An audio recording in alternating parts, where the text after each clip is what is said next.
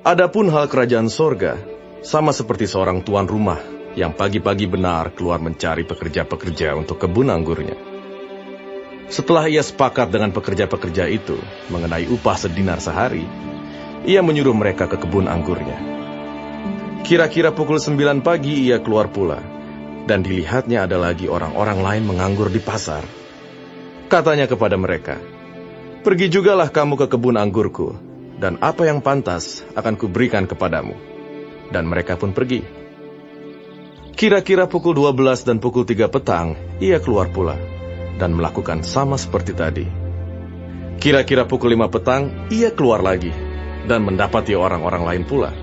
Lalu katanya kepada mereka, "Mengapa kamu menganggur saja di sini sepanjang hari?" Kata mereka kepadanya, "Karena tidak ada orang mengupah kami." Katanya kepada mereka, "Pergi jugalah kamu ke kebun anggurku." Ketika hari malam, tuan itu berkata kepada mandornya, "Panggillah pekerja-pekerja itu dan bayarkan upah mereka, mulai dengan mereka yang masuk terakhir hingga mereka yang masuk terdahulu." Maka datanglah mereka yang mulai bekerja kira-kira pukul 5, dan mereka menerima masing-masing 1 dinar. Kemudian datanglah mereka yang masuk terdahulu. Sangkanya akan mendapat lebih banyak, tetapi mereka pun menerima masing-masing 1 dinar juga. Ketika mereka menerimanya, mereka bersungut-sungut kepada tuan itu. Katanya, "Mereka yang masuk terakhir ini hanya bekerja 1 jam, dan engkau menyamakan mereka dengan kami yang sehari suntuk bekerja berat dan menanggung panas terik matahari."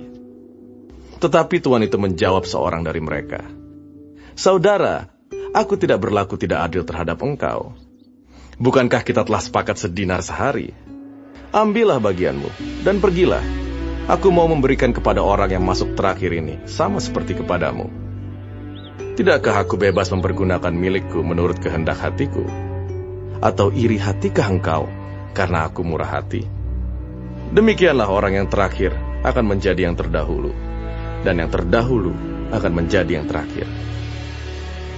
Ketika Yesus akan pergi ke Yerusalem, ia memanggil ke-12 muridnya tersendiri dan berkata kepada mereka di tengah jalan, "Sekarang kita pergi ke Yerusalem, dan Anak Manusia akan diserahkan kepada imam-imam kepala dan ahli-ahli Taurat, dan mereka akan menjatuhi dia hukuman mati. Dan mereka akan menyerahkan dia kepada bangsa-bangsa yang tidak mengenal Allah, supaya ia diolok-olokkan, disesah, dan disalibkan. Dan pada hari ketiga, ia akan dibangkitkan." Maka datanglah ibu anak-anak Zebedeus serta anak-anaknya itu kepada Yesus, lalu sujud di hadapannya untuk meminta sesuatu kepadanya. Kata Yesus, "Apa yang kau kehendaki?" Jawabnya, "Berilah perintah, supaya kedua anakku ini boleh duduk kelak di dalam kerajaan-Mu, yang seorang di sebelah kananmu, dan yang seorang lagi di sebelah kirimu." Tetapi Yesus menjawab, katanya, "Kamu tidak tahu apa yang kamu minta. Dapatkah kamu meminum cawan yang harus kuminum?" Kata mereka kepadanya, "Kami dapat."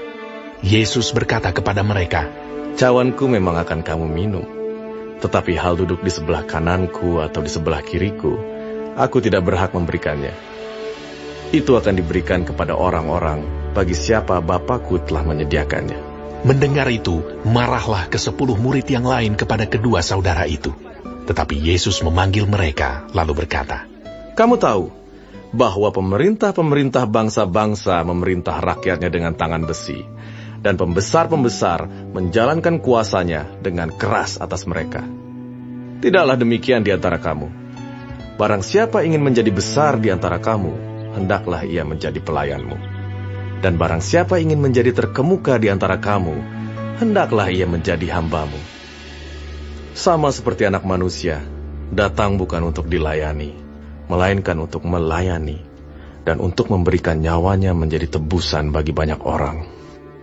Dan ketika Yesus dan murid-muridnya keluar dari Yeriko, orang banyak berbondong-bondong mengikuti dia. Ada 2 orang buta yang duduk di pinggir jalan mendengar bahwa Yesus lewat, lalu mereka berseru, "Tuhan, Anak Daud, kasihanilah kami." Tetapi orang banyak itu menegur mereka supaya mereka diam.